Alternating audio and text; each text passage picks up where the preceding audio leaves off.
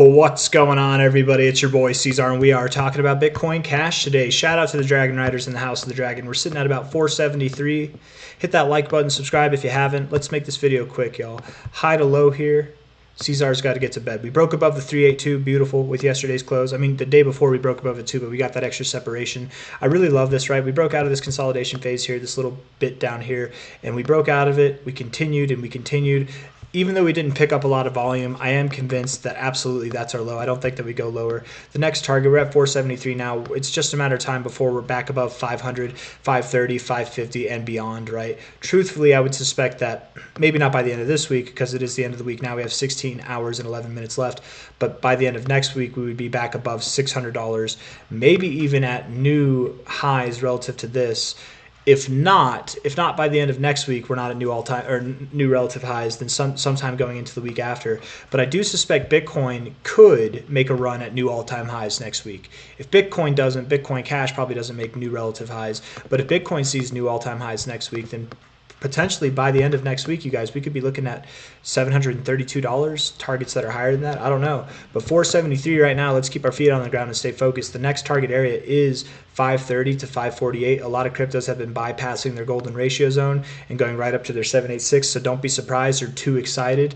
Don't get too excited now. If we move up to 575, likely we're not just going to move right out of here in a straight line. I would love it if we did. It can happen. Bitcoin Cash is absolutely capable of doing things like that. It absolutely is. But again, I'd rather be pleasantly surprised than expect a kind of God candle. I'd rather be just given it as a gift than waiting on it, right? The expectation as of now, right? I'm not expecting a God candle. I'm hoping for it. We're always hoping for it, right? But the expectation would be 530 to 548, at the best 575, and then we'll go from there. We're at 473 now, so we'll see you on the other side from here. Looks like we're moving up. Daily RSI, right? Getting up above the 50 is a good thing. You're kind of back in this like upward trend here in your RSI. That wasn't the best drawn line. I can't draw straight lines, man. Let's see. I mean, you're kind of back up in this range again, which I don't know if that's bullish or bearish. I guess it's more bullish than it is bearish. But looking at the 4-hour time frame, it would make sense probably in the coming hours, I would say, maybe even to finish out this day, you move down a little bit, find some support at a higher low there, maybe at the 50 area, the perfect area to find support. You found support here before, a little bit below it. You found resistance here before, a little bit above it. So something in that 50 area, a little bit lower than you are now. That could imply if you're at 473 now, maybe you pull back to your green line all the way down at 465, something like that. You could disrespect the yellow line a little bit. I would expect any time spent below here, it's going to be very limited. So don't expect that you're down here for too long. You'll be back up in no time and then heading up to 530, 550, or again, that 575 area should be kept in mind. So a little bit lower first, then higher is my expectation. 3-day time frame, RSI looks bullish, looks ready to go. Weekly time frame zoomed out, it looks very bullish. This looks really bullish, you guys. I very much do believe, I'm going to end the video the same way that I feel like I always do, but it's just a matter of time, and I'm not going to get to say this for too much longer, you know. The world of crypto and the world itself is about to figure out what the hell Bitcoin Cash is, man. It's about to happen.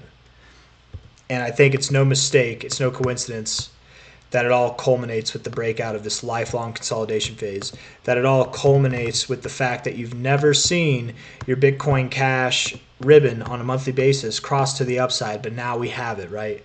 We get the cross while we get the breakout. It's no mistake that all of that happens at the same time that this crucial turn of events is happening in the Bitcoin Cash versus Bitcoin chart that has only known turmoil its whole life. But this cycle, something different's going on, right? It's not gaining value. It's just not losing value, right? Something's different. Whether you like Bitcoin Cash, you hate Bitcoin Cash, being objective, it's doing something different than it ever has in its whole life. Not just on this perspective, but on this perspective, but on this perspective. You've got three very significant things going on. Not a single one of them standalone is a small thing.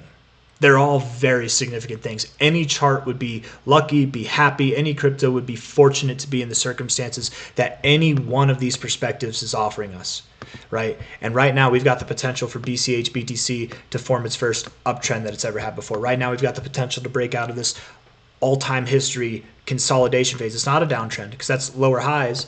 These are higher lows. It's not a downtrend. It's a consolidation phase. We have a chance to break out of this, all while also crossing the monthly ribbon bullishly. They're all equally incredibly bullish things, right? And so when all of these things happen, I don't think Bitcoin Cash is going to move the same way that it's moved this whole cycle.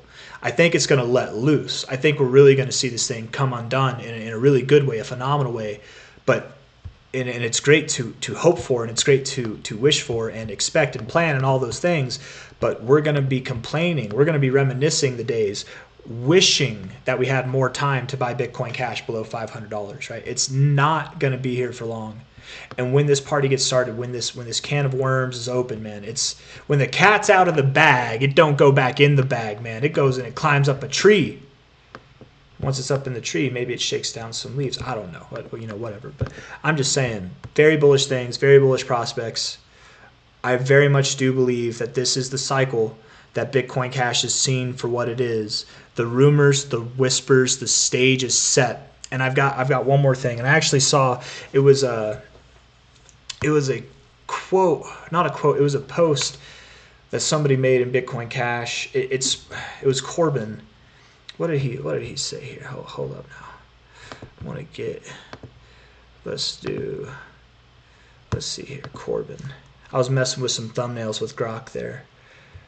Is it Corbin with a K? Yeah, Corbin Dallas. There we go.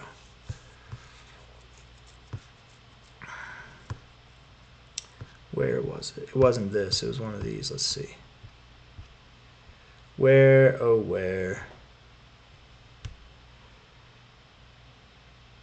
Maybe I'm missing it. Okay, it was this one here, yeah. The one thing Bitcoiners could have done to help P2P Cash and Bitcoin Cash is looking out for miner decentralization. They failed at even that, completely misled by the importance of non-mining nodes and ignored the threat from giant KYC mining pools. And then wasn't there something that was saying that 20%, it was like 40% of the mining, the hashing power is associated with the United States. Is that what he? Oh, right here, yeah. U.S. dominates Bitcoin hash rate with over 40% control, right there, right. And what this sparked, what it made me want to say, and I didn't say it, but I'll say it now, is that isn't it ironic, or maybe not ironic? Let's just use our logical brains here and think. United States dominates Bitcoin hash rate with over 40%. There's this whole question, and maybe not question, but there's been this whole ongoing thing since 2017 with the big blocks versus the small blocks, right? With Bitcoin Cash versus Bitcoin, which one's the real Bitcoin? And then you throw in the fact that the United States is 40% of the hashing power of what the Bitcoin Cash people would not say is the real Bitcoin, right? The people that say the real Bitcoin is BTC are the people who own 40% of the hashing power. The United States government, right? Which also is the same government that is responsible for a majority of the conspiracies that have happened in the modern age, right? And maybe even beyond, like the modern age, before my time even, right? Responsible for a lot of conspiracies, have publicly lied time and time and time again. It's not even like decade after decade. It's year after year after month. They just lie all the time to your face publicly. That government, those guys, they're the ones that are saying that this is the real Bitcoin, the one that they have 40% control over. To me, that in itself is also a good argument why, Bitcoin Cash, just saying, it makes sense in the story, man. Like, is the real quote-unquote Bitcoin, the better Bitcoin, is that going to be the one that is usable for peer-to-peer cash, the one that holds true to Satoshi's vision, and I know that's a bad word in the Bitcoin Cash community, but truly to Satoshi's true vision for peer-to-peer cash, for a decentralized autonomous system that can't be confiscated, that can't be compromised or counterfeited or any kind of thing like this, right?